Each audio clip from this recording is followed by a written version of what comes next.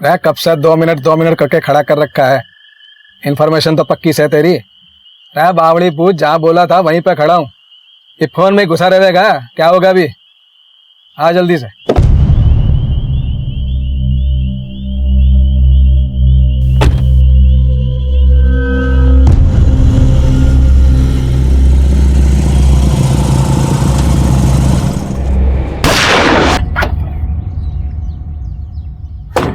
नमस्कार, आदाब। मैं inspector Adil Khan, crime petrol Dastak में आपका स्वागत करता हूं। हम अक्सर आपसे जुर्म के पीछे छुपी किसी दस्तक की बात करते हैं, लेकिन हमारे इस केस में जुर्म का शिकार खुद एक पुलिस वाला हुआ था और इस केस का पैमाना बहुत बड़ा था। या को ऐसे गायब करना है कि सबको लगे कि अपनी मर्जी से कहीं चली गई।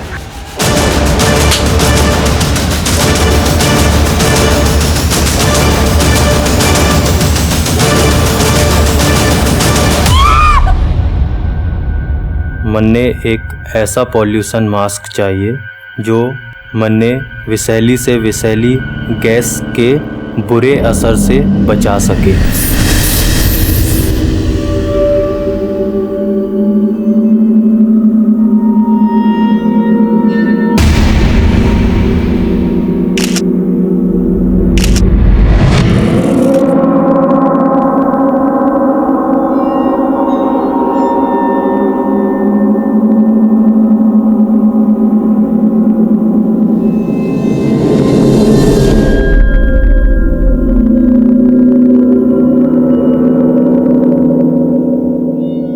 ना आज ना मिल पाऊं।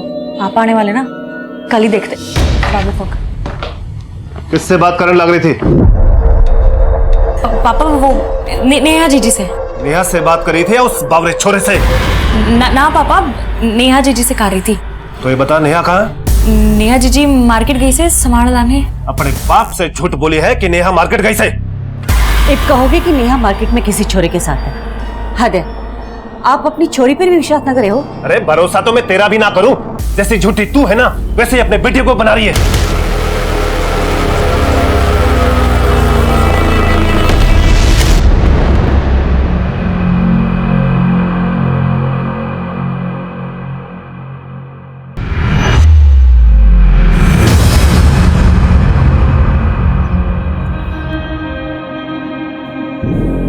पीछे पीछे क्यों आ रहे हैं? जो दिल में है वो बोल दे। वो नहीं, मैं क्या लगा रखा है? दिखने में तो बड़ा बिंदास है, ऐसे में सिट्टी पिट्टी गुल। चल कोई ना, तू सोच ले तन्ने क्या बोल रहा है। मैं तब तक तन्ने तेरा ससुराल दिखा देती हूँ। मतलब तू मुझे तेरे घर लेके जा रही है? बावड़ा हो गया है कि पप्पा को प्यार मोहब्बत ना पसंद, कूट देंगे तुझे। कहाँ लेके जा रही है?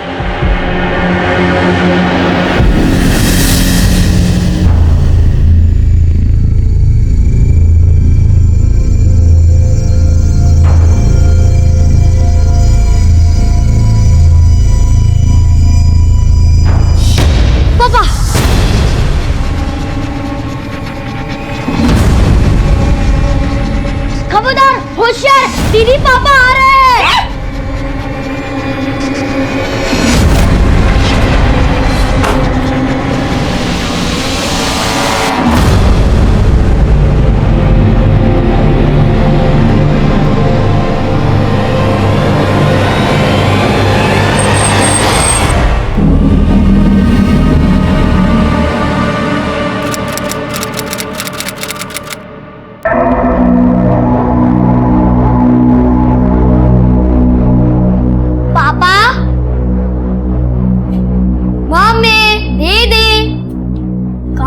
सब पापा, मम्मी, दीदी, दीदी, पापा, मम्मी, पापा, दीदी।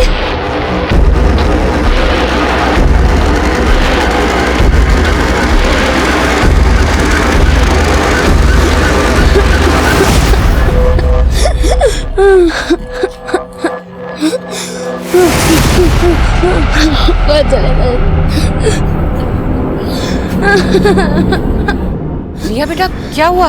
रो क्यों रही हो?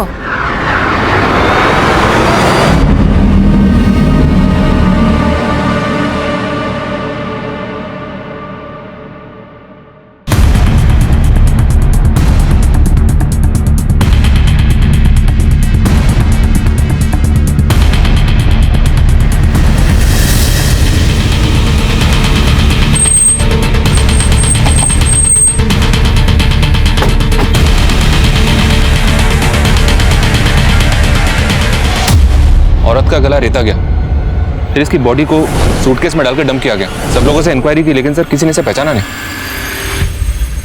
सूटकेस में बॉडी को डंप करते हुए किसने देखा? नहीं सर, किसी ने भी नहीं देखा।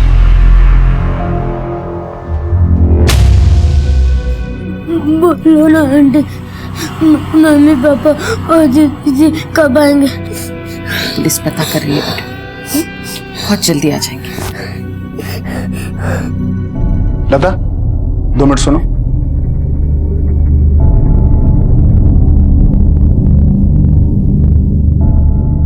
भूल गई कि हमारे कजिन की शादी में जाना है और ये छोरी ने किसी पड़ोसी के यहाँ दे दी और तू चलने की तैयारी कर। पागल हो गया क्या? यहाँ बच्ची का रो रो के बुरा हाल है और तुम्हें शादी की पड़ी है। तुम जाओ और फ्री की दारू पियो और शादी में नाचो। मैं रिया को छोड़ के कहीं नहीं जाने वाली।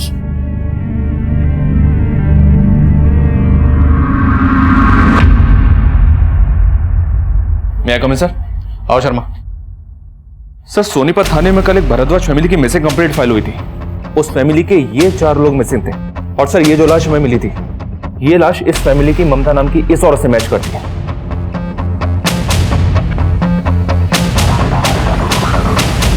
ममता, रमेश, नेहा और सारिका, भारद्वाज परिवार के 4 सदस्य रहस्यमय तरीके से एक साथ गायब हो गए थे। और ये रहस्य तब और भी गहरा हो गया जब हमें इन 4 में से सिर्फ ममता की लाश मिली। बाकी 3 सदस्य कहां थे, उनके साथ क्या हुआ था? ये इस केस के ऐसे पेचीदा सवाल थे जिनके जवाब तब हमें खोजने थे। भारद्वाज परिवार मिसिंग केस दूसरे थाने में दर्ज था, लेकिन इस केस की तफ्तीश का जिम्मा मुझे मिला था। सर, भारद्वाज फैमिली के रमेश, ममता, नेहा, सारिका 16 दिसंबर की शाम से ही गायब थे और उसी शाम से उन सबके फोन सोनीपत के सेक्टर नंबर 7 में उनके घर के आसपास ही बंद हुए थे। ममता की बॉडी हमें मिली गोहाना में और फोन घर में स्विच ऑफ हुआ, तो क्या ममता का कत्ल घर में किया गया और उसके बाद उसकी बॉडी को गोहाना में डंप किया गया? और बाकी 3? सोनीपत पुलिस को मर्डर का तो कोई साइन नहीं मिला सर, ना ही चोरी और लूट का। इनफैक्ट तिजोरी से 7 लाख रुपए कैश भी बड़ा मिला। कमाता कौन कौन है घर में? सिर्फ रमेश। वो सोनीपत नगर पालिका के प्रॉपर्टी टैक्स डिपार्टमेंट में हेड क्लर्क था। हेड क्लर्क के घर में इतना सारा कैश, कहीं रिश्वत तो नहीं लेता? पता करो, कहीं ममता के मर्डर और बाकी सबके गायब होने का कनेक्शन इस कैश से तो नहीं। तब तक मैं रिया से मिलता हूँ।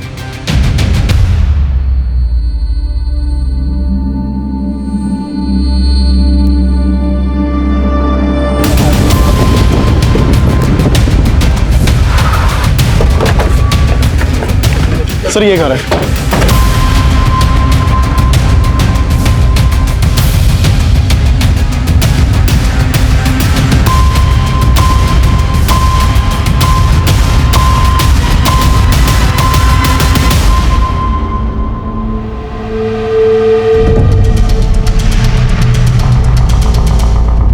अंकल, उस रात नेहा दीदी और सारिका दीदी थे घर पे।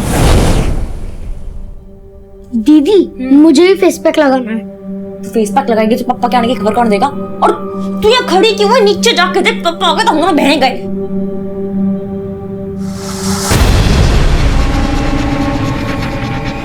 खबरदार, होशियार, दीदी पापा आ रहे हैं।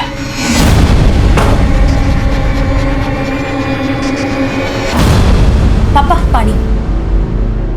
पापा, चाय बना दूं? क्यों, तुम्हारी मम्मी तो नहीं होगी ना घर पे? हाँ पापा, वो मम्मी मार्केट। बस बस बस, मुझे सब मालूम है तुम्हारी मम्मी कहाँ गई होगी। पापा, ऐसा कुछ ना है। और मम्मी ने ऐसा भी क्या कर दिया है कि आप ये सब बातें बोल रहे हो? रिया, तुम बात। रिया बेटा, मुझे तुम्हारी बहनों से कुछ बात करनी है। तुम जाके बाहर खेलो। जाओ जाओ बेटा। तो रिया बेटा, जब आप बाहर खेलने गई थी उस वक्त आपकी मम्मी घर पर थी? नहीं, उस वक्त मम्मी घर पे नहीं थी और जब मैं खेल के घर वापस आई तब घर पे कोई नहीं था। पापा, मम्मी, दीदी। मम्मी कहाँ गई थी? कुछ बता के गई थी? हाँ अंकल, याद आया। मम्मी रानी मार्केट गई थी। रानी मार्केट? सर, रिया ने सोनीपत पुलिस को भी यही बताया था कि ममता रानी मार्केट गई हुई थी, लेकिन ममता का फोन इसी एरिया में बंद हुआ था। कन्ना, ये एक सोची समझी साजिश लग रही है। रानीनगर मार्केट में पता करो, जिस रात को ये लोग गायब हुए उस तारीख की वहां की सीसीटीवी फुटेज निकलो। रिया की बातों से लग रहा है कि रमेश और ममता के बीच में सब कुछ सही नहीं था। बुला पड़ोसियों। सर, छोटी मोटी बातें तो हर घर में होती रहती है, लेकिन हाँ, रमेश भाई का घर में काफी रौब था। घर के सारे लोग उनसे बहुत डरते थे। डरते थे? दरअसल रमेश नियम कायदे का पक्का आदमी था।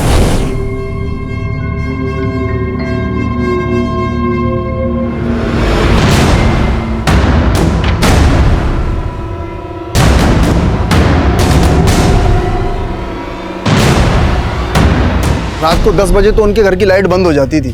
वो खुद भी अनुशासन में रहते थे और अपने बीवी और बच्चों को भी रखने की कोशिश करते थे। वैसे रमेश भाई बहुत ही अच्छे इंसान थे, लेकिन उनका स्वभाव थोड़ा शक्की था। किस पर शक करते थे?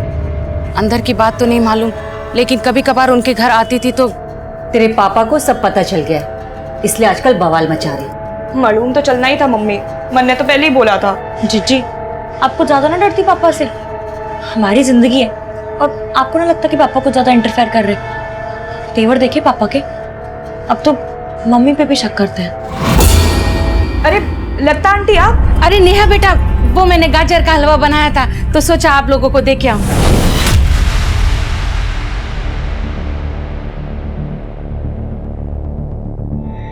सर रमेश के ऑफिस में पता किया मैंने। फिलहाल तो यही पता चला है कि रमेश काफी ईमानदार था। वो किसी से रिश्वत ले इस बात पे कोई भरोसा नहीं कर रहा है।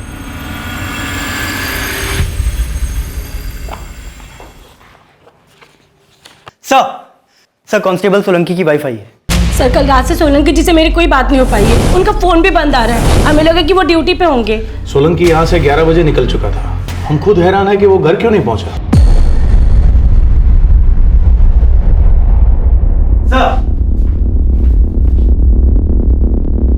क्या सर क्या हुआ है? उमा जी, भिवानी रोड पर हमें सोलंकी की लाश मिली। मैं कमिंग सर? सर जिस रात भारद्वाज परिवार गायब हुआ था, उसी शाम रानी मार्केट के एक सीसीटीवी फुटेज में ममता एक लड़के के साथ कैप्चर हुई थी। सर उसकी फुटेज। सर इस लड़के का चेहरा साफ नहीं दिखाई दे रहा है, लेकिन इस सीसीटीवी फुटेज के आधे घंटे बाद पूरी भारद्वाज फैमिली का फोन बंद हो गया था। कौन है लड़का, कुछ पता चला? सर मैंने ममता के पड़ोसियों को इस लड़के की फोटो दिखाई, ना तो उन्होंने इसे पहचाना ना रिया ने। सर हमें पता चला था कि रमेश ममता के ऊपर शक करता था। कहीं ऐसा तो नहीं कि ममता का इस लड़के के साथ अफेयर हो, इसीलिए वो इस लड़के से बाहर मिलती जुलती हो।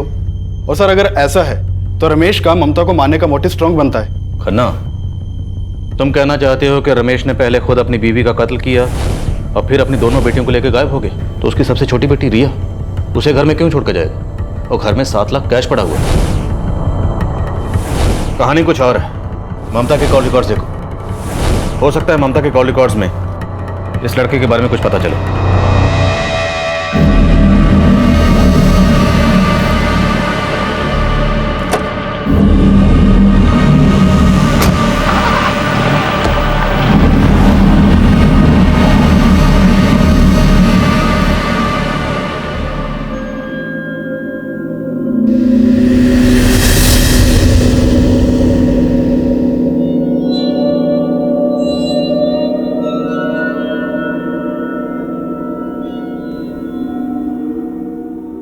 जी अम्मी, सलाम अलैकुम।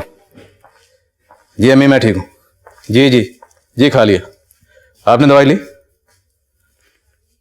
अम्मी प्लीज, आप दवाई ले लिए करें वक्त पे। जी जी हाँ, वो मैं। अच्छा, मैं एक फोन आ रहा है, मैं आपको बाद में बात करता हूँ। अल्लाह हाफिज। बोलो शर्मा।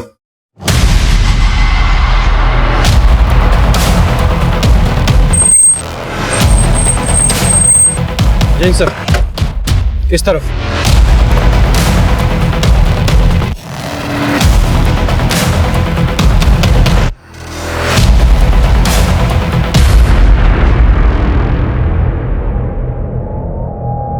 बॉडी काफी डिकम्पोज्ड है सर, लेकिन एक बात है, इसका गला भी ठीक वैसे ही रहता गया जैसे ममता का। सर ये देखिए, लगता है रमेश की लाश है।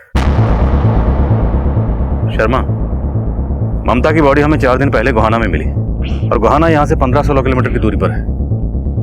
और इस बॉडी की कंडीशन को देख के लग रहा है कि इसका कत्ल भी तभी हुआ जब ममता का। मतलब सर, हमें घुमाने के लिए बॉडीज अलग अलग जगह डंप की गई? एब्सोल्युटली। लेकिन सवाल यह है कि अगर ये बॉडी रमेश की है तो हमें मियाँ और बीवी दोनों की बॉडी से मिल गई, लेकिन इनकी बेटियां नेहा और सारिका वो कहाँ हैं?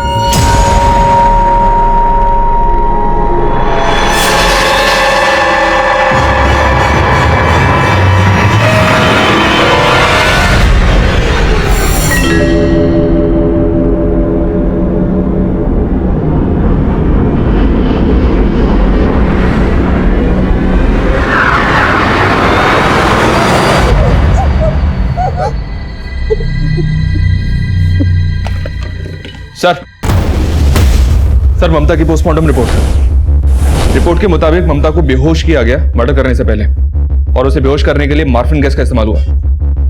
मार्फिन गैस कौन इस्तेमाल करता है? और हमें बॉडीज मिली सूटकेसेस में। सर पहले ममता को घर में बेहोश किया गया, उसके बाद मारा गया, तो जाहिर सी बात है रमेश को भी इसी तरह मारा गया होगा। लेकिन शर्मा, घर में तो मर्डर के कोई साइन नहीं मिले। हालांकि ममता को रानी मार्केट में देखा गया, लेकिन ममता का फोन भी घर के आसपास ही स्विच ऑफ हुआ। तो क्या रिया के अलावा बाकी सब घर वालों को पहले बेहोश किया गया, फिर कहीं ले जाया गया? ममता और रमेश की हमें बॉडीज मिली 2 सूटकेसेस में, तो क्या किसी ने 5 सूटकेसेस खरीदे? 2 सूटकेसेस में रमेश और ममता की बॉडी को डंप किया, और बाकी 2 में नेहा और सारिका को। पता करो, क्या किसी दुकान से इस तरह के सूटकेसेस खरीदे गए, वो भी एक साथ? सर हम तब ये मान रहे थे कि नेहा समेत सभी घर वाले किलर के टारगेट पे होंगे, लेकिन सिर्फ रमेश और ममता की लाश मिली थी। और रमेश के पोस्टमार्टम के बाद हमारा ये अंदाजा सही निकला कि रमेश को भी ममता की तरह बेहोश करके मारा गया होगा। लेकिन नेहा और सारिका, उनके साथ क्या हुआ था? और उनके घर में मिला वो 7 लाख कैश उस परिवार के पास कहां से आया था? और ममता रानी मार्केट में किस लड़के के साथ थी? सर ममता के साथ ये जो लड़का देखा गया था, इसके बारे में तो कुछ पता नहीं चल पाया है, लेकिन रमेश के घर के पास एक पान वाला है, उसे कुछ काम की इंफॉर्मेशन मिली है। सर उस पान वाले ने बताया कि उसकी दुकान के पास अक्सर 2 लड़के नेहा और सारिका को ताड़ा करते थे।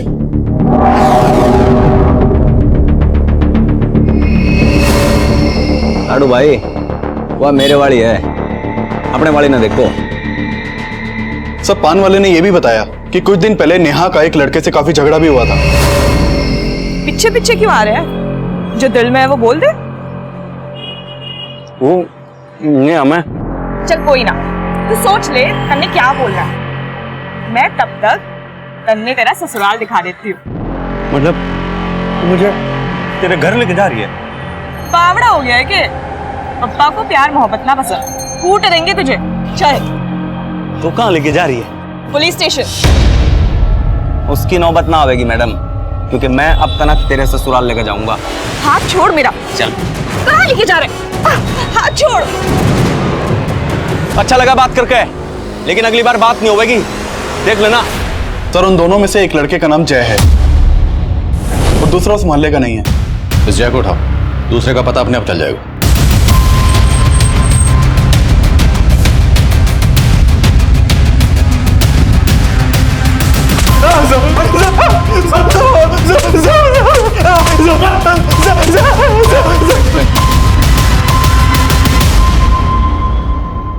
बोला। सर मैंने कुछ नहीं पता साहब, उसने तो खुद मुझसे मेरी फीलिंग पूछी थी, मैंने कोई जबरदस्ती ना की साहब। हम तेरी फीलिंग ना पूछ रहे, ये बोल, दोनों लड़कियों को गायब क्यों किया और उनके माँ बाप को क्यों मारा? मैंने कुछ नहीं किया साहब, वो शायद रोहित ने किया होगा। अच्छा? मैं सच कह रहा हूँ साहब, वो तो मेरे से भी बड़ा आशिक है। मैं तो सिर्फ नेहा के पीछे था, लेकिन वो तो दोनों के पीछे था साहब। उनको हासिल करने के लिए आर्टिटेटिक जुगाड़ भी कर रहा था साहब। लड़की को वशीभूत करने के टोटके, ये किताब है ना, मैं नेपाल से लेके आया हूँ। ऐसे ऐसे टोटके लिखे हैं ना इसमें, एक बार कर दिए ना तो लड़की ना खुद ब खुद जाल में फंस जाती है। मैंने भी कोई टोटका बता देना नेहा के लिए। अब बावड़ा हो गया कि तेरे को क्या लग रहा है तेरे को मैं अपना साड़ू बनाऊंगा? बेटा इस किताब के टोटके से ना पहले मैं सारिका को अपनी घरवाड़ी बनाऊंगा और नेहा को अपनी साड़ी। तो साड़ी होती है आधी घरवाड़ी। उसने टोटके करने भी शुरू कर दिए थे साहब। कैसे टोटके? साहब वो सटकी सारिका के फोटो के आगे बैठ कर पान चबाता रहता था। मैं भी हैरान था साहब कि ये कैसा टोटका है, लेकिन साहब पता चला कि साड़ी घरवाली तो क्या, उसने तो सास ससुर को भी गायब कर दिया और मैंने कुछ नहीं पता साहब।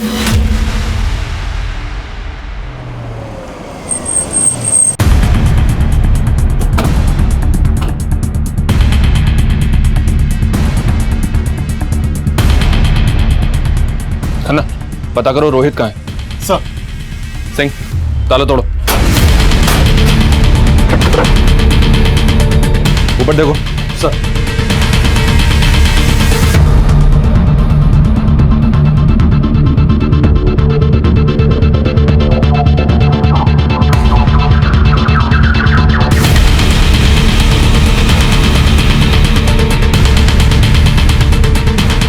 लड़की लड़की को वशीभूत करने के टोटके? 21 दिन में लड़की को बनाए अपना।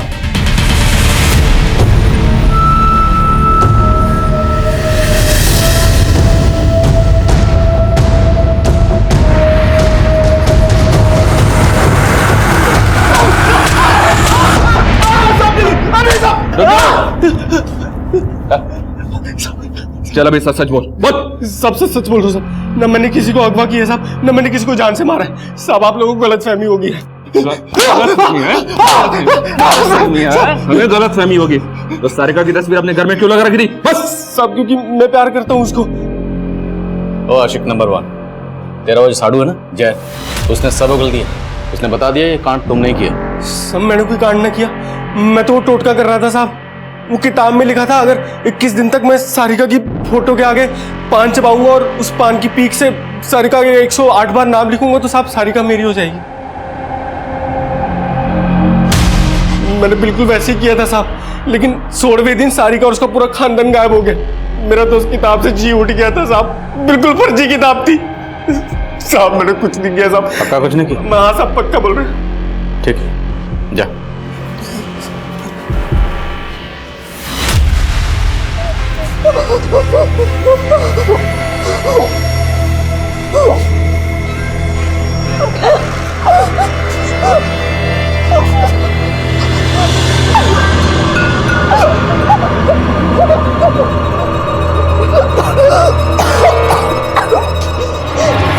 क्यों लाए हो मन्ने यहाँ? सारिका मम्मी पापा कहाँ है? कहाँ है?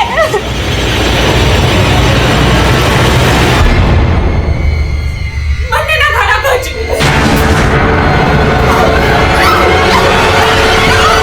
क्या मायनो, ये रोहित जितना सीधा बन रहा है उतना सीधा है नहीं। हो सकता है इसने और जय ने मिलकर रमेश और ममता का कत्ल किया हो, और फिर इन दोनों ने ही नेहा और सारिका को कहीं छुपाया हो। इस पर नजर रखो, ये हमें उन तक पहुंचने की लीड दे सकता है। सर उस पान वाले ने इन दोनों के अलावा एक तीसरे लड़के के बारे में भी बताया था। कौन तीसरा लड़का? सर उसका कहना था कि वो लड़का अक्सर सारिका को उसके घर के बाहर बाइक से ड्रॉप करता था। सारिका को बाइक पे ड्रॉप करता था तो हो सकता है दोनों का अफेयर हो।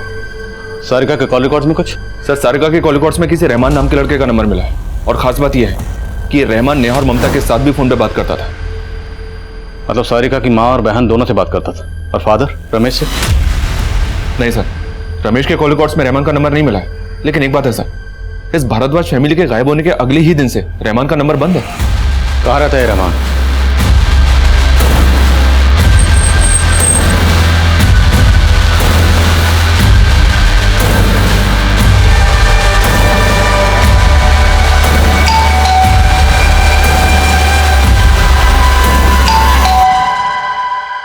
जी रहमान यहीं रहता है? मेरा बेटा है वो। क्या हुआ? कहाँ वो अपने दोस्तों के साथ उत्तराखंड गया है ट्रैकिंग के लिए। तो उसने अपना फोन क्यों बंद कर रखा है? फोन बंद नहीं रखा है साहब, वहाँ रेंज नहीं आती होगी। झूठ मत बोलिए, आप अच्छी तरह से जानती है वो कहाँ छुपा वो? बोला ना साहब, उत्तराखंड गया है। और आप ऐसा किससे बात कर रहे हैं? क्योंकि आपके बेटे रहमान ने सारिका और उसकी पूरी भारद्वाज फैमिली को गायब कर दिया। आप खुद गायब। कहाँ है वो? कौन सारिका, कौन भारद्वाज? मेरे बेटे ने कुछ नहीं किया है साहब, आपको कुछ गलतफहमी हुई है।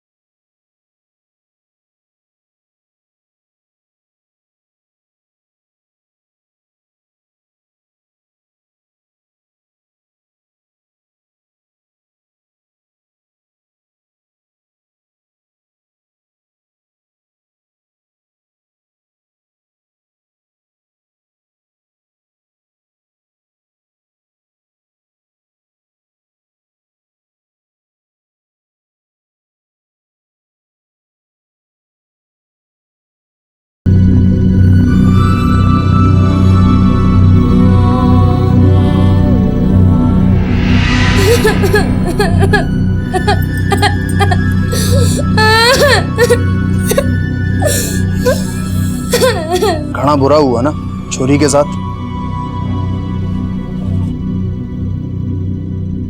सूटकेस की कई दुकानों पे इंक्वायरी की सर, लेकिन कोई भी काम की इंफॉर्मेशन हाथ नहीं लग रही है। तो हो सकता है इन सूटकेसेस का इंतजाम रहमान ने किया।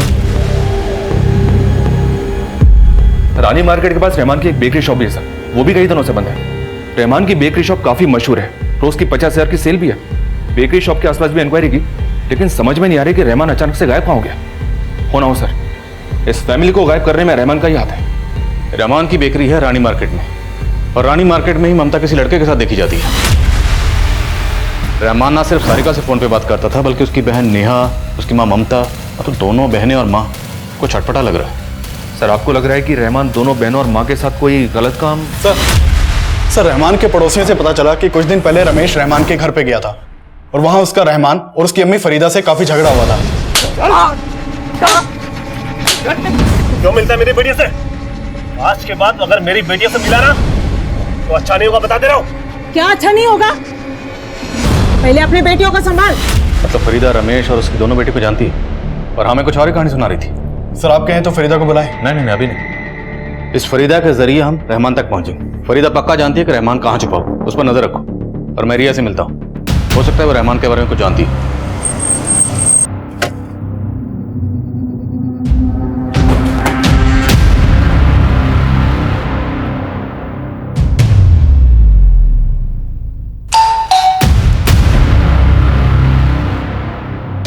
रिया से बात हो सकती है? बैठो।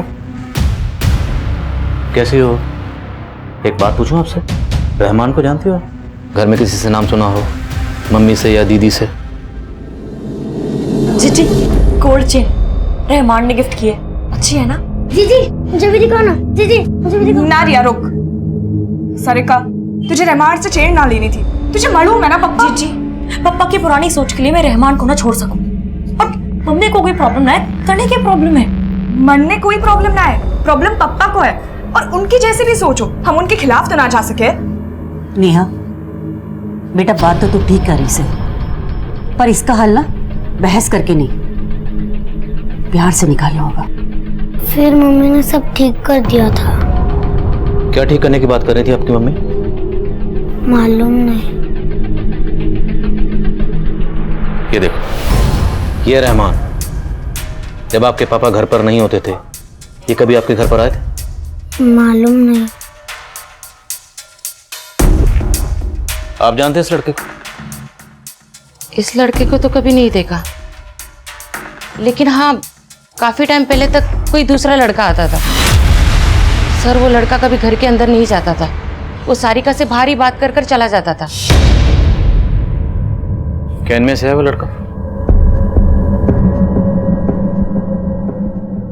इनमें से तो कोई भी नहीं है। आपको उस लड़के का हुलिया तो याद होगा, उसका स्केच बनवा सकती हैं? कोशिश कर सकती हूँ।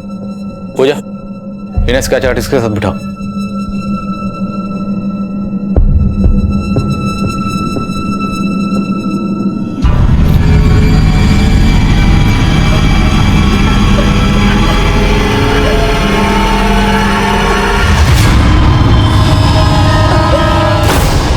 जेले, कल तो तूने अपने आप को खाने से सान लिया था, अरे आज तो कम से कम कुछ पेट में डाल ले। मुझसे ना खाया जाएगा ये फिक्का खाना। ओहो, तो महारानी को 56 भोग खाना है। देख, जो इस जंजाल से निकलना है ना, तो ये सात्विक खाना खाना पड़ेगा। कैसा जंजाल? क्या करने वाली है आप मेरे साथ?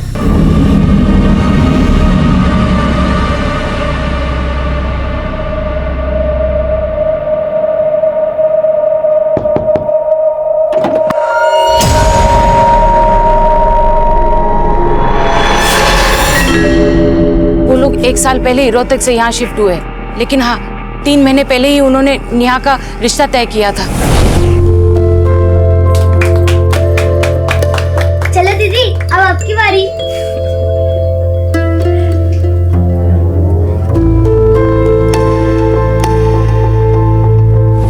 किस लड़के के साथ रिश्ता तय किया था? रमेश भाई का जूनियर है, उनके ऑफिस में काम करता है, शायद शेखर वशिष्ठ नाम है उसका। एक्चुअली सर रमेश सर मैंने काफ़ी पसंद करते थे। एक दिन उन्होंने मारे से बोला कि वो हमारे पेरेंट्स से मिलना चाह रहे थे। फिर जब वो हमारे पेरेंट्स से मिले तब मैंने पता चला कि वो नेहा की शादी मेरे से करना चाहते थे। सर इसी सिलसिले में उन्होंने हमें अपने घर पे भी इनवाइट किया था। पर हमें तो पता चला कि तुम्हारा और नेहा का रोका भी हो गया था। हाँ सर, लेकिन फिर बाद में हमें पता चला कि हमारी और नेहा की कुंडली नहीं मिल रही सर, इसलिए बात आगे नहीं बढ़ी। ठीक है, थैंक यू। Ji sir. बिना कुंडली मिला ही बात रोके तक भी पहुंच गई। शर्मा जी, इस लड़के की उसके घर वालों की कुंडली निकाली। एक पान लगे। अरे तूने चुगली की मेरी पुलिस से? उसने मारने पैसे देते तेरे को मेरे खिलाफ बोलने के? ओए, मैं किसे रहमान कर रहे मुकरम पे नहीं पड़ता। तू पहले अपने खड्डे भर, मेरे बाद में खोदिए। चल। सर मैंने शेखर और उसके घर वालों के बारे में काफी कुछ पता किया। सब लोग काफी लालची लोग हैं। और सर, शेखर के पड़ोसियों ने बताया कि शेखर और नेहा की शादी के लिए शेखर के घर वालों ने 10 लाख रुपए दहेज की डिमांड की थी, लेकिन रमेश दहेज के शक के खिलाफ था और इसी वजह से ये रिश्ता टूटा था। तो तेरी कुंडली नेहा से नहीं मिली, कोई बात नहीं, पर तेरी कुंडली हमारे सिंह साहब से जरूर मिलेगी, वो भी इनके डंडे से। 36 के 36 गुण मिलेंगे। सिंह सर, मिला दे कुंडली। Sir sir sir sir sir मैं मानता हूँ कि मैंने आपको झूठ बोला था, लेकिन मैंने कोई क्राइम नहीं किया सर। ये तू डिसाइड नहीं करेगा। तू ये बता कि नेहा के साथ तेरा रिश्ता क्यों टूटा? सर, हमारा रिश्ता दहेज की वजह से तो नेहा से टूटा ही ना था, बल्कि खुद नेहा की वजह से टूटा था। शेखर जी, इस रिश्ते के लिए हाँ करने से पहले मैं आपको कुछ बता देना चाहती हूँ। जी बोलिए ना। मेरा एक पास्ट है। सर, नेहा ने मन ने बताया कि जब वो रोहतक में थी तो उसका एक छोरे के साथ अफेयर था। कौन था वो? सर, मन ने ये तो ना पता, लेकिन वो सर उसका कलीग था। और सर, उन दोनों में कुछ बहुत बड़ा हुआ था जो उनका ब्रेकअप हो गया, लेकिन नेहा ने मन ने इसके बारे में कुछ ना बताया। नेहा जी बोलिए ना, अब दोनों का ब्रेकअप क्यों हुआ था? जाने दीजिए ना, क्या फर्क पड़ता है। दूर होने के तो बड़े सारे वजह थे, पर अब मैं जिंदगी में आगे बढ़ना चाहती हूँ। कि मैं ये जान सकूं आपका उस लड़के के साथ रिश्ता कहाँ तक पहुंचा था? मतलब मेरा मतलब वो फिजिकल। सर, मैं मानता हूं कि उसने मुझे सब सच सच बता दिया था, लेकिन मैं इस रिश्ते से कंफर्टेबल नहीं था, इसलिए मैंने ना बोल दिया। एक्सक्यूज मी सर, ये उस लड़के का स्केच है जिसके बारे में लता ने हमें बताया। शर्मा, पता करो ये लड़का कौन है और इसका सारिका और इसकी फैमिली से क्या कनेक्शन है। सर, भारद्वाज फैमिली की बेटियों से जुड़े कई लड़के एक के बाद एक सामने आ रहे हैं। मुझे तो ये प्रेम प्रसंग का ही चक्कर नजर आ रहा है। अभी तक उस लड़के की पहचान भी नहीं हुई है जो ममता के साथ रानी मार्केट में देखा गया।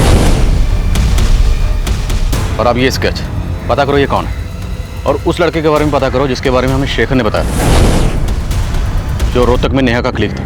हो सकता है वहां भी कोई पुरानी दुश्मनी या धोखे की कहानी सामने है। सर।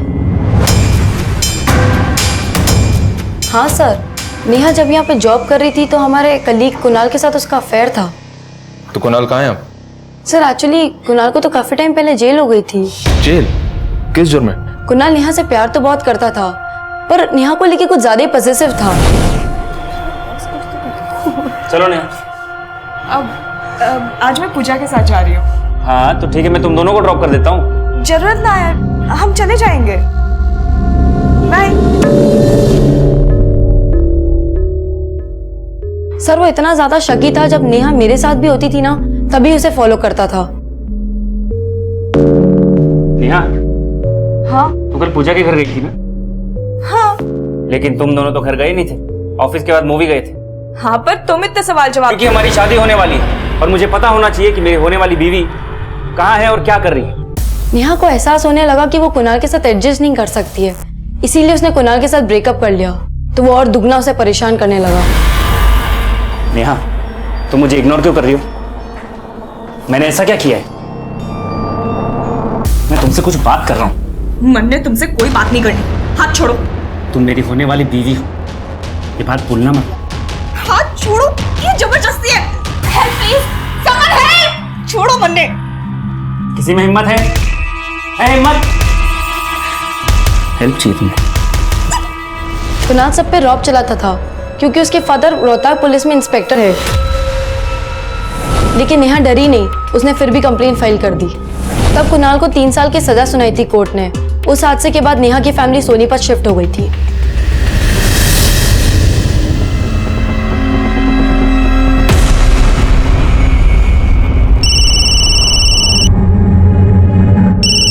हेलो सज्जन सिंह जी, मैं इंस्पेक्टर आदिल खान बोल रहा हूँ, कोहाना पुलिस स्टेशन से। कोहाना पुलिस स्टेशन? आपसे मिलना है सिंह साहब। कहिए खान साहब, क्यों मिलना चाहते थे आप मुझसे? सिंह साहब, नेहा भारद्वाज को तो आप जानते ही होंगे। 16 दिसंबर से नेहा भारद्वाज और उसकी फैमिली गायब और उसके माँ बाप की लाशें भी मिली। सीधा मुद्दे पे आइए खान साहब, आप कहना क्या चाहते हैं?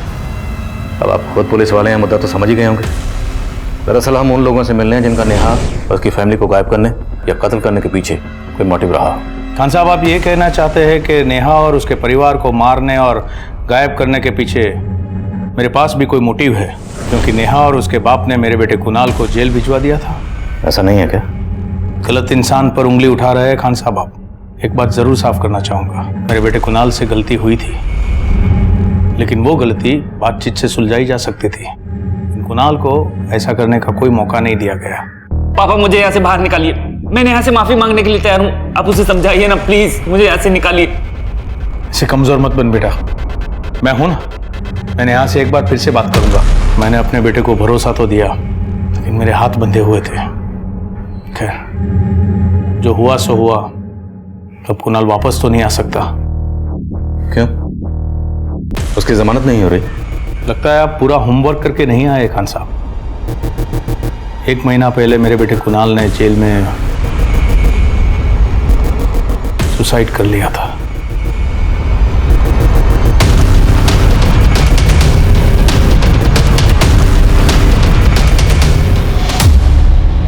मैंने अपने बेटे कुणाल को हमेशा हमेशा के लिए खो दिया।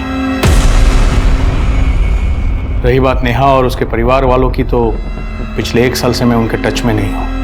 आप आपकी ड्यूटी कर सकते हैं, लेकिन आपको कुछ मिलेगा नहीं।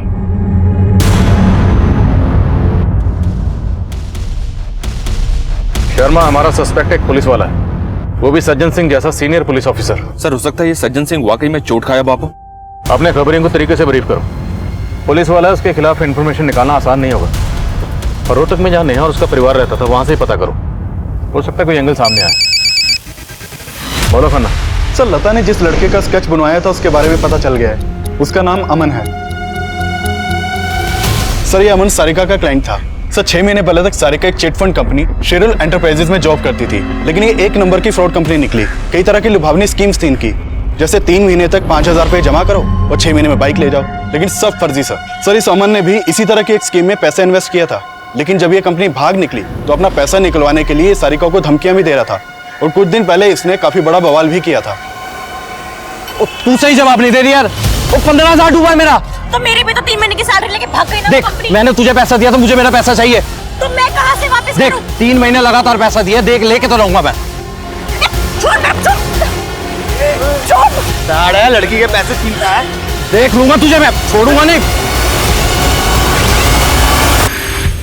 रहता कहाँ है अमन? सर, समालखा में। बुलाओ इसे। सर। सर जी, मैं मानूं मैं सारिका से पैसे मांग रहा था, लेकिन सर उसी के कहने पे मैंने उसकी कंपनी में पैसे लगाए थे, और सर बाद में बोली कि कंपनी भाग गई। अब सर आप ही बताओ, सर मन ने कुकर भरोसा होगा कि वो उस फ्रॉड में ना मिली थी। तुझे लगता है सारिका ने तेरे साथ फ्रॉड किया, इसलिए तूने उसकी बहनों को गायब कर दिया और माँ बाप को? एक मिनट साहब, आपके पास कोई सबूत है मैंने ये सब किया? ओए हीरो, तूने सरे बाजार सारिका का पर्स छीनने की कोशिश की थी, ये सबूत बहुत है तुझे अंदर रखने के लिए। सिंह, सबूत दो जरा इसको। सब मैंने कुछ नहीं किया साहब। सब चोरी मेरे 15,000 रुपए लेके भाग गई थी साहब। सब उसकी कंपनी नहीं सर, वो लड़की भी 1 नंबर की फ्रॉड है। सब मोटरसाइकिल देने का वादा किया था सर, एक साइकिल तक नहीं थी। सब मैंने कुछ नहीं किया साहब, बिल्कुल कुछ नहीं किया। प्लीज मुझे छोड़ दो साहब, प्लीज छोड़ दो साहब मुझे। सर, अमन का मोटे पैसे को तो नजर नहीं आ रहा है, क्योंकि अगर उसने घर के सब लोगों को गायब किया है तो वो 7 लाख कैश भी गायब करता। शर्मा, हो सकता है अमन को इस बात का इल्म ही ना हो कि घर में 7 लाख कैश पड़ा हो। सारिका फ्रॉड कंपनी में काम करती थी जिसमें अमन का पैसा डूबा, तो जाहिर सी बात है जिस तरह अमन का पैसा डूबा, कई और लोगों का पैसा भी डूबा होगा, और उन लोगों के लिए बदला लेने का ये स्ट्रॉन्ग मोटिव। करना सर, रहमान की क्या खबर है? सर हम लोग रहमान की माँ फरीदा पे नजर बनाए हुए हैं। हमने नोटिस किया कि वो अक्सर पड़ोसियों के घर में जाती है और काफी देर बाद वहां से वापस आती है। फरीदा जिन पड़ोसियों के घर पे जाती है उनके फोन नंबर भी सर्विलेंस पे डालो। हो सकता है फरीदा इन पड़ोसियों के नंबर से अपने बेटे रहमान को कॉल करती है। सर धीरे धीरे रे माना, धीरे सब कुछ होए। हाँ, माली सींचे 100 घड़ा, ऋतु आए फल होए। बोल। माली सींचे 100 घड़ा, ऋतु आए फल होए। अब समझ कि ऋतु आने वाली है और तेरा उद्धार होने वाला है। कैसा उद्धार? क्या करने वाली है आप मेरे साथ? अब तो जो भी करेगा वही रखवाला करेगा।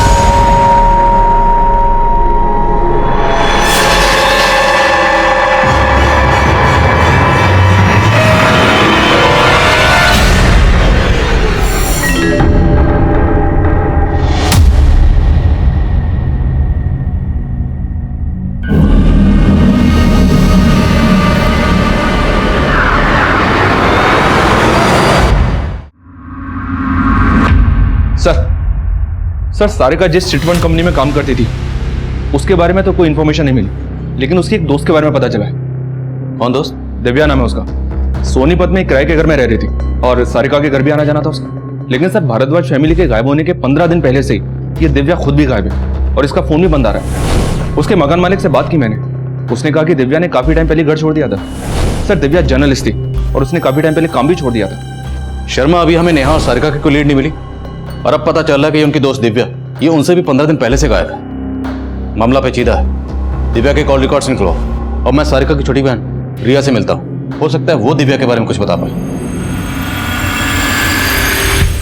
हाँ अंकल, मैं दिव्या दीदी को जानती हूँ। दिव्या दीदी सारिका दीदी के फ्रेंड थी और दिव्या दीदी सारिका दीदी से मिलती थी। रिया, ये तुम्हारे लिए। थैंक यू दीदी। सारिका, तू कोई नई जॉब क्यों नहीं कर लेती? मैं तेरी हेल्प कर सकती हूँ और नेहा जीजी की भी। ना दिव्या, जब से वो कंपनी फ्रॉड हुआ है ना, तब से पापा ने ना साफ साफ बोल दिया है, ना नेहा जीजी जॉब करेगी और ना मैं।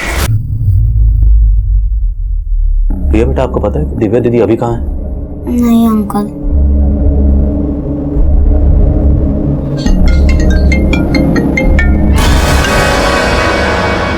हेलो सर, आपका अंदाजा सही निकला। फरीदा अपने पड़ोसियों के फोन से रहमान के नंबर पे ही कॉल करती थी और थोड़ी देर पहले भी उसने रहमान के नंबर पे फोन किया था। उस वक्त उसका फोन करनाल में एक्टिव था। रहमान का नंबर ट्रैक करते रहो और फरीदा को भनक मत लगने देना कि हमें रहमान का पता चल गया, और फरीदा पे नजर बनाए रखो। सर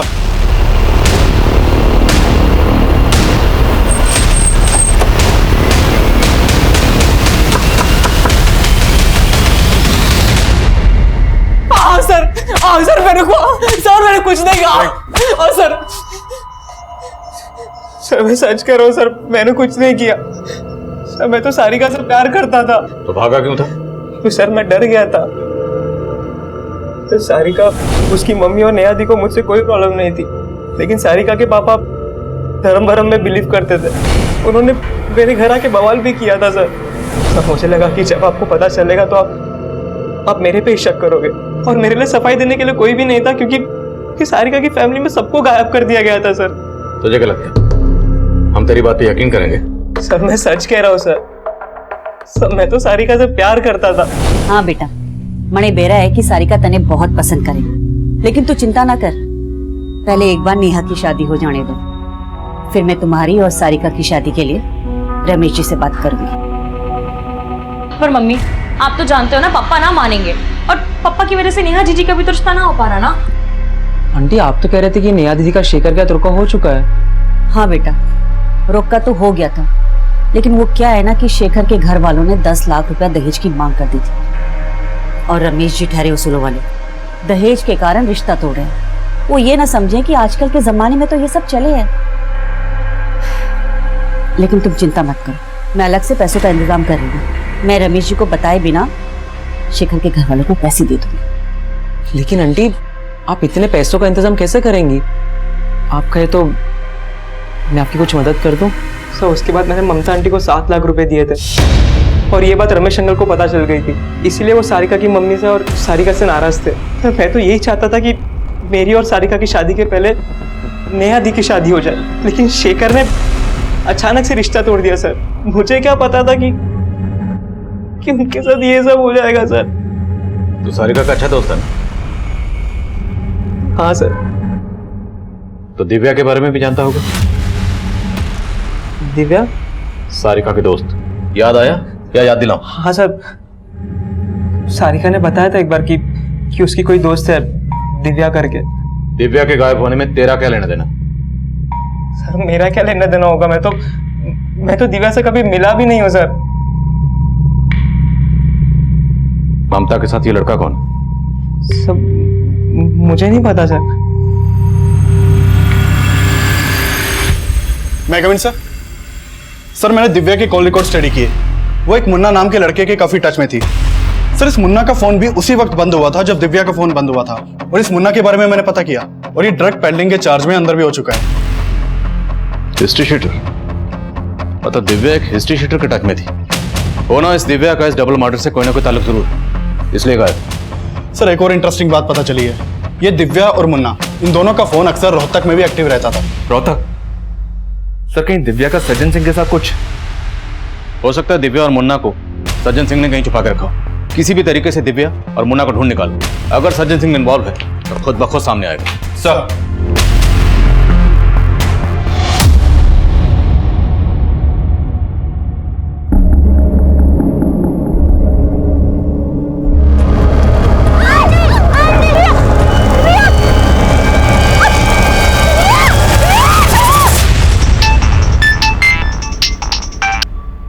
हेलो,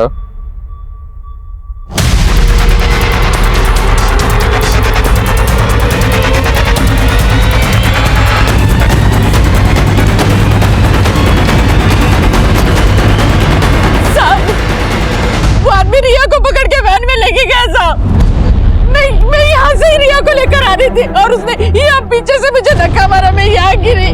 उसकी वैन यही खड़ी थी, पहले से यही खड़ी थी साहब, और वो रिया को लेकर गया। आपने वैन का नंबर नोट किया?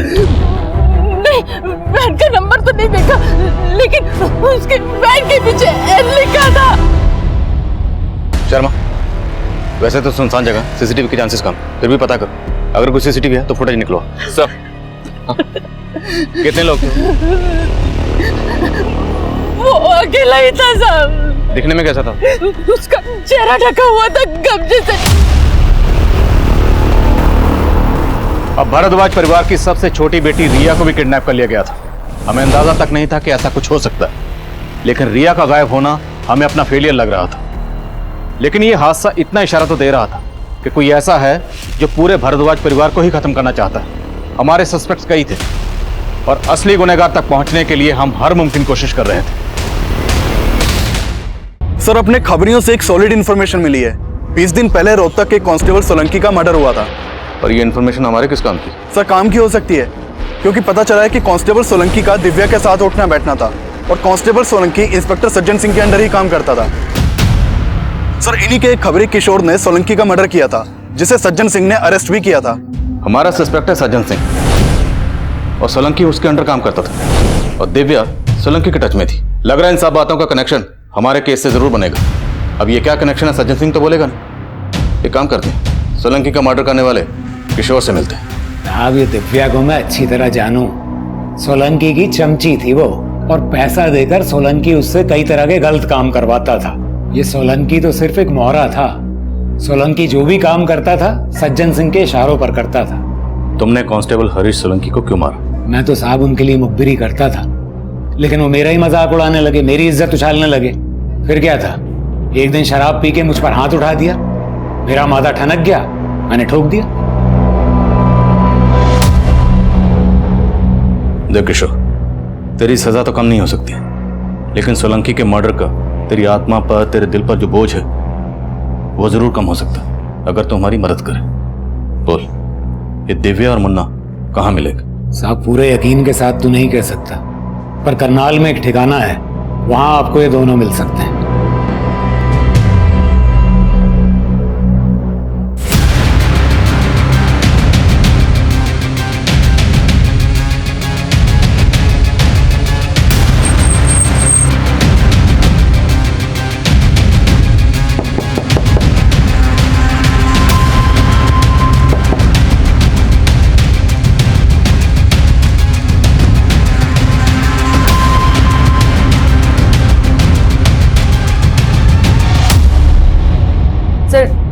सारिका के पेरेंट्स के मर्डर में और उसकी बहन नेहा का गायब होने में हमारा कोई हाथ नहीं है सर। तुम्हारा हाथ है या नहीं है, किशोर सब बक चुका है। सर वो जो भी बोल रहा है सर झूठ बोल रहा है सर, हमने कुछ किया ही नहीं। ऐसा है, ये तो हम जानते हैं कि ये कांड तुमने और मुन्ना ने मिलकर किया, और वो भी सज्जन सिंह के कहने पर। अब हम सोच रहे हैं कि लड़की है, ऐसे ही बोल दे तो अच्छा है, या सेवा करें? बोलो। सर हमने कोई कांड नहीं किया है सर। अब पूजा सर बता दो सर, मैं मानती हूँ कि मुन्ना मेरे कहने पे सब कर रहा था, लेकिन सर सिर्फ नेहा को मारने की सुपारी दी थी सोलंकी ने। देख, जर्नलिस्ट बन के तू वैसे भी कहीं गलत तरीके से पैसा कमाती है। यो काम कर दे, 20 लाख मिलेंगे, 10 काम से पहले और 10 काम के बाद। पर तू इस लड़की को मरवाना क्यों चाहते हो? तो तू आम खा, गुठली से क्या मतलब? और देख, तेरे को इस काम के लिए इसलिए चुन रहा हूँ क्योंकि इस नेहा को ऐसे गायब करना है कि सबको लगे कि अपनी मर्जी से कहीं चली गई। सर नेहा को गायब करने के लिए मैं सारिका से दोस्ती बढ़ाने लगी थी सर। दोनों अपने फादर से बहुत फ्रस्ट्रेटेड रहती थी, दोनों बहुत कुछ करना चाहती थी, और सर मैंने उनके इसी सपने का फायदा उठाकर उन्हें ट्रैप किया था सर। सारिका, तू कोई नई जॉब क्यों नहीं कर लेती? मैं तेरी हेल्प कर सकती हूँ, और नेहा जीजी की भी। मेरा प्लान था कि नेहा को जॉब के बहाने शहर के बाहर ले जाकर उसे गायब कर दूं, पर सर मैं कुछ करती उसके पहले ही सोलंकी का सर मर्डर हो गया। सर सोलंकी मर चुका था, मैं उसका काम करके फंसना नहीं चाहती थी। सर वो ऑलरेडी मुझे 10 लाख एडवांस दे चुका था, इसलिए मैं शांत हो गई। पर पता चला कि सर नेहा की तो पूरी फैमिली गायब हो गई है। सर इसमें हमारा कोई हाथ नहीं है सर, हमने कुछ नहीं किया। और हो सकता है सर ये सब सज्जन सिंह ने करवाया हो, क्योंकि मुझे इस बात का हिंट है कि सोलंकी ने सज्जन सिंह के कहने पर ही मुझे सुपारी दी थी। आप एक क्रिमिनल पर भरोसा करके मुझ पर इल्जाम लगा रहे हो खान साहब? जानता था, आप खुद तो कबूल करेंगे नहीं, लेकिन याद रखना आप हमारी रडार पर हो, और वो दिन दूर नहीं जब हमारी अगली मुलाकात आपके थाने में नहीं, हमारे लॉकअप में होगी।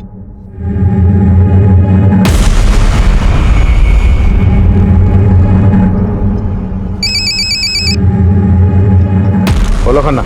सर जिस वैन से रिया को किडनैप किया गया था उसके बारे में एक इन्फॉर्मेशन मिली है। भारद्वाज फैमिली के गायब होने से 1 हफ्ता पहले एक केमिस्ट शॉप के बाहर के सीसीटीवी में वो वैन कैप्चर हुई थी। सर उस वैन में से एक आदमी उतरा था और उसने केमिस्ट शॉप से पोल्यूशन मास्क खरीदा था। सर एक केमिस्ट शॉप के सीसीटीवी में उस वैन का नंबर भी कैप्चर हुआ है।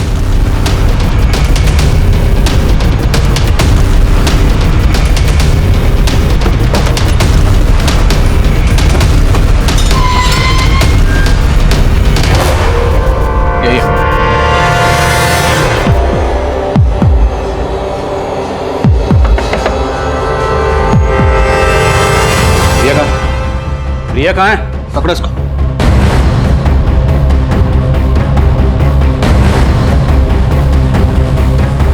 अंदर नहीं है सर। सर बाहर भी कोई नहीं मिला। ओए, रिया कहाँ? बोल रिया कहाँ? बोल नहीं सकता, लेके बताएगा। चल।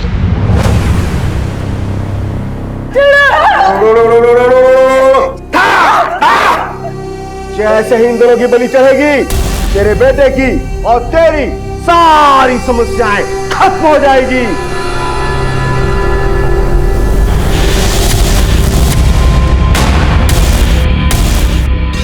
मैं बोल नहीं सकता, मेरा मौन व्रत है। मैं बोला तो मर जाऊंगा। बेटा तू नहीं बोलेगा ना, तब भी मरेगा।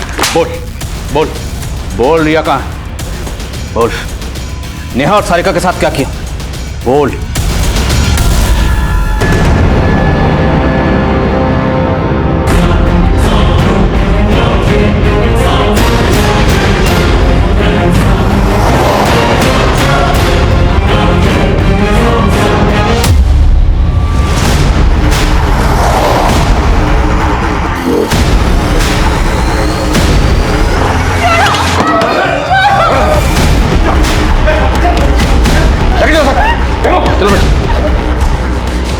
रमेश मेरा चाचा था, नेहा मेरी बहन थी।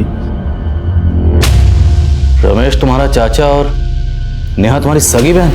हाँ साहब, रमेश मेरा देवर था। 15 साल पहले मेरे पति ने खाट पकड़ ली थी और उनकी इस बीमारी की वजह से उनकी नौकरी वोकरी सब चली गई। तब हमारे बाबा जी ने हमको एक उपाय बताया।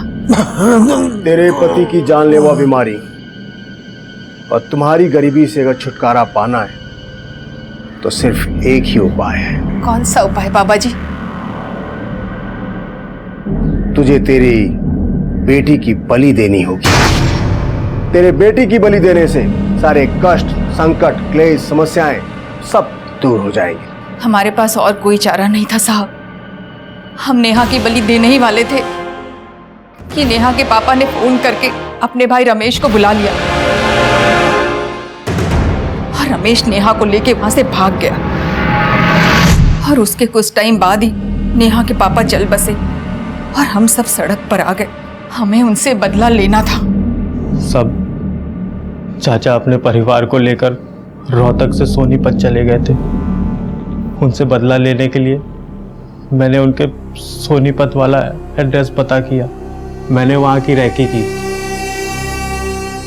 मेरा एक दोस्त केमिकल फैक्ट्री में काम करता था। उसी के ज़रिए मैंने वो जहरीले गैस का बंदोबस्त किया था। उस दिन मैंने चाची के ज़रिए उनके घर में घुसने की प्लानिंग की थी। नमस्ते चाची। अरे मुझे नहीं पहचाना? मैं संजय। संजय? प्रकाश भारद्वाज जी का बेटा, आपका भतीजा चाची। फिर मैं नेहा और बाकी सबसे मिलने के लिए कहने लगा। चाची मुझे अपने घर लेके गई। सुनिए, देखिए कौन आया है।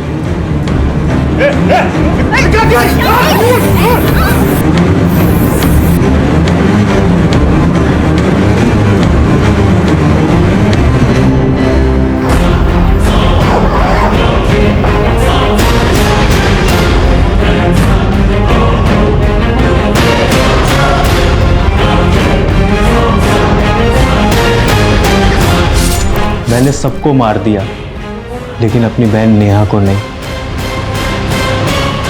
बाबा जी ने कहा था अमावस्या के दिन नेहा की बलि देने के लिए, ताकि हमारी सारी पनौती खत्म हो जाए साहब। और साथ ही साथ रिया को खत्म करके हम रमेश के पूरे खानदान को खत्म करने का प्रण पूरा करना चाहते थे साहब। सब विधि के लिए मैंने 7 दिनों का मौन व्रत रखा था और आप आके आपने फिर से पनौती लगा दी साहब। अंधविश्वास और बदले की आग में ना तुम दोनों ने अपनी जिंदगी बर्बाद की बल्कि अपने देवर, तुमने अपने चाचा का घर भी उजाड़ दिया। अब सड़ो माँ बेटा इसी जेल में।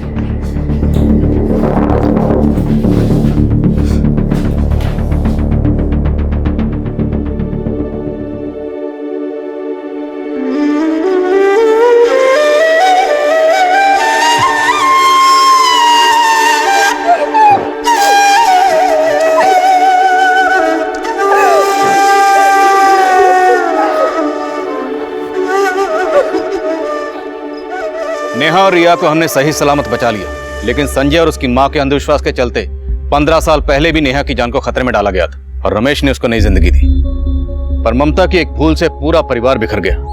ममता यह जानती थी कि जिस संजय को अपने घर लेकर जा रही थी उस संजय का परिवार रमेश से कितनी नफरत करता था, लेकिन ममता ने उनकी मंशा को भांपे बिना जुर्म की इस दस्तक को नजरअंदाज किया और नेहा और रिया फिर से अनाथ हो गए। वहीं तहकीकात के दौरान यह भी सामने आया कि कांस्टेबल हरीश सोलंकी ने सज्जन सिंह के कहने पर ही मुन्ना को नेहा की सुपारी दी थी, पर इसका कोई भी पुख्ता सबूत नहीं मिला जिससे सज्जन सिंह के खिलाफ कोई एक्शन लिया जा सके। अब मैं आदिल खान आपसे इजाजत लेता हूं। आपसे फिर मुलाकात होगी एक और नए केस के साथ। तब तक देखते रहिए क्राइम पेट्रोल दस्तक। मकसद बताना नहीं, बचाना है।